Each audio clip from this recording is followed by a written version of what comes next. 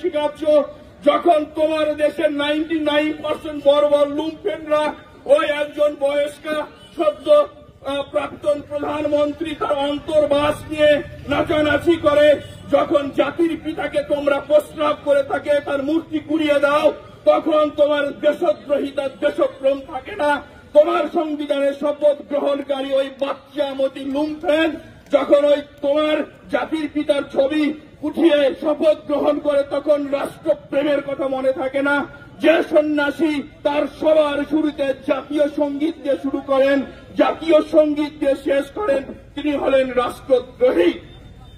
তোমাকে আমরা চরম হুঁশিয়ারি দিতে চাই, সাবধান হও ইউনূস, তা না হলে ওই ভারতবর্ষের হিন্দুরা তোমাদের 1 ঘন্টার মধ্যে গুড়িয়ে দেবে, তোমাদের ওই পদ্মার জলে ভাসিয়ে দেবে। এটা আমরা জোর করে হুঙ্কার দিয়ে বলে যেতে চাই, ভারত মাতা কি, শাশ্বত সনাতন হিন্দু ধর্ম কি।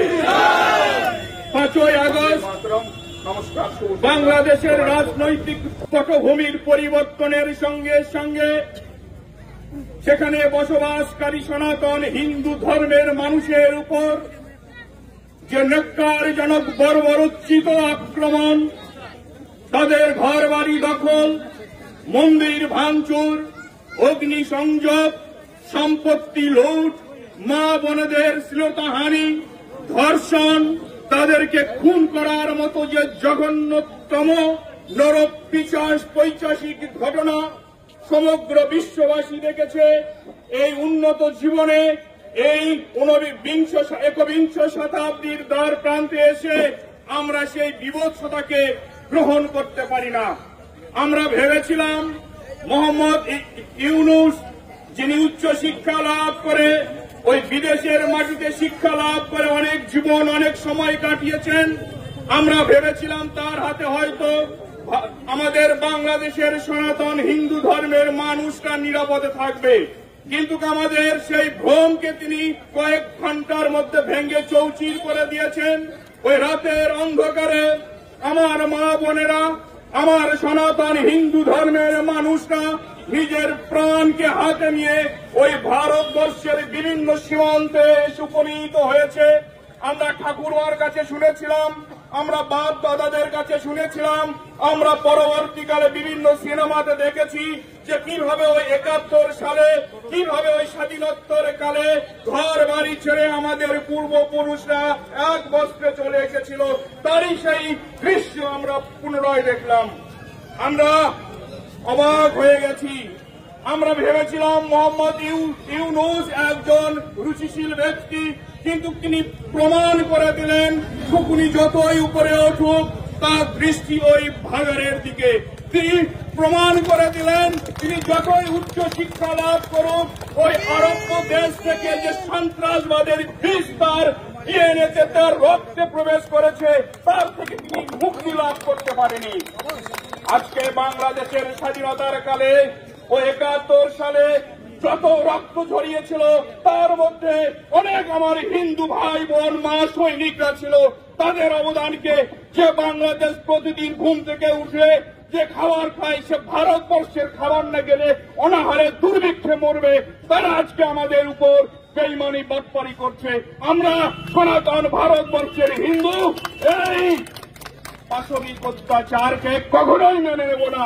তাই আমি জোর করে বলতে চাই, এখানে সনাতন ধর্মের যারা মানুষ রয়েছে, যারা বাংলাদেশের ওই ইউনূসের অবৈধ বাচ্চারা রয়েছে, তারা শুনে রাখো, আমার ভারতবর্ষের সনাতন হিন্দু ধর্মের এই আহত সিংহরা তারা প্রস্তুত হয়ে রয়েছে।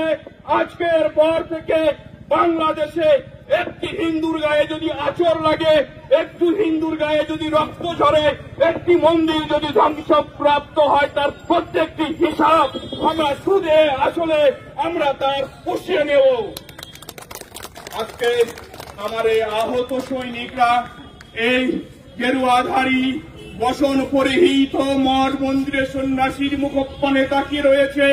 তারা সংযমের সেই হিমালয়ের মতো সংযম ধারণ করে রয়েছে।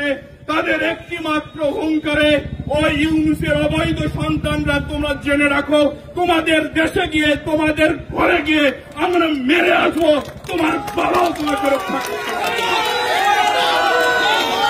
আজকে সীমান্তের প্রত্যেকটি অঞ্চলে আমরা প্রতিশোধ গ্রহণ করব।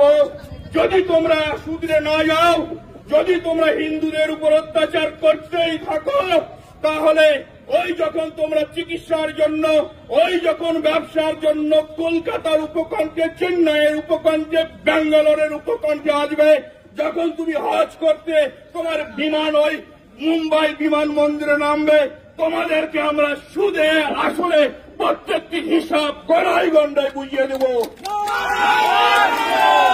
এটা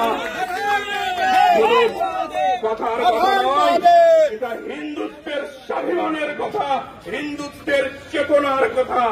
তাই আমি ওই মোহাম্মদ ইউনূসের অবৈধ সন্তানদের বলতে চাই, ওরে তোরা সাবধান হয়ে যা। চিন্ময় প্রভু কি চেয়েছিল? চিন্ময় প্রভু আর দফাদারি নিয়ে তোমাদের সামনে, তোমাদের মুখের উপর ছুড়ে দিয়েছিল।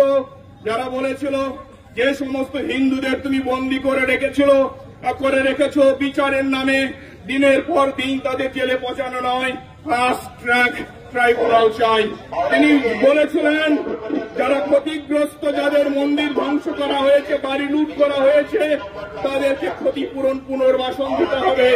তিনি বলেছিলেন ওই দুর্গা পূজার দিন 5 দিনের ছুটি ঘোষণা করতে হবে।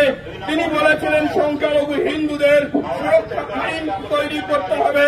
তিনি বলেছিলেন আমাদের সনাতন হিন্দু ধর্মের মানুষের জন্য স্পেশাল মন্ত্রণালয় তৈরি করতে হবে।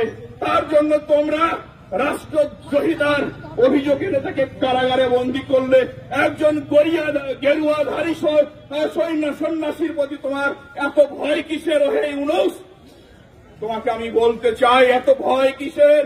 তুমি রাষ্ট্রদ্রোহিতা শিখাচ্ছ, রাষ্ট্রপ্রেম শিখাচ্ছ, যখন তোমার দেশের 99% বর্বর লুম্পেনরা ওই একজন বয়স্কা সদ্য প্রাক্তন প্রধানমন্ত্রী তার অন্তর্বাস নিয়ে নাচানাচি করে, যখন জাতির পিতাকে তোমরা প্রস্রাব করে থাকে, তার মূর্তি কুড়িয়ে দাও, তখন তোমার দেশদ্রোহিতা দেশপ্রেম থাকে না। তোমার সংবিধানের শপথ গ্রহণকারী ওই বাচ্চামতি লুম্পেন যখন ওই তোমার জাতির পিতার ছবি উঠিয়ে শপথ গ্রহণ করে, তখন রাষ্ট্রপ্রেমের কথা মনে থাকে না। যে সন্ন্যাসী তার সবার শুরুতে জাতীয় সঙ্গীত দিয়ে শুরু করেন, জাতীয় সঙ্গীত দিয়ে শেষ করেন, তিনি হলেন রাষ্ট্রদ্রোহী। তোমাকে আমরা চরম হুঁশিয়ারি দিতে চাই, সাবধান হও ইউনূস, তা না হলে ওই ভারতবর্ষের হিন্দুরা তোমাদের 1 ঘন্টার মধ্যে গুড়িয়ে দেবে, তোমাদের ওই পদ্মার জলে ভাসিয়ে দেবে। এটা আমরা জোর করে হুঙ্কার দিয়ে বলে যেতে চাই, ভারত মাতা কি!